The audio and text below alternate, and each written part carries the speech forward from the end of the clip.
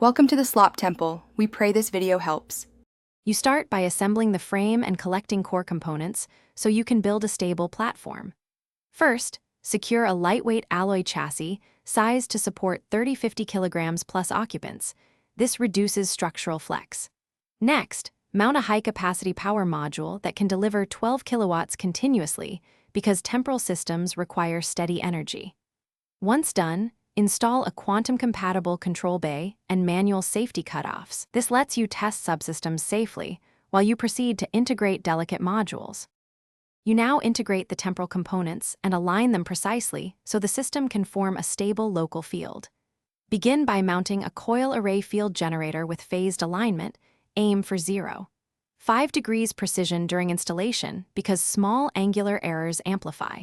Then embed a chronal matrix, stabilized crystal lattice, or a simulated lattice substitute to act as the timing anchor. Once in place, tune waveform parameters while monitoring latency. Keep response under 10 milliseconds and perform all tests inside. You finish by running cautious, incremental tests and confirming safety systems so the device can be validated without risk. Start with 1-second temporal hops, then extend to 1-minute trials, watching every sensor channel and confirming return beacon function.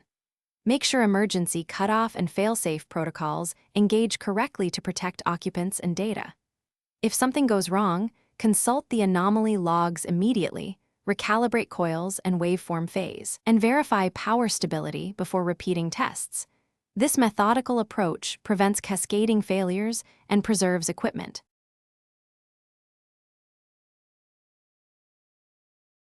Thanks for watching.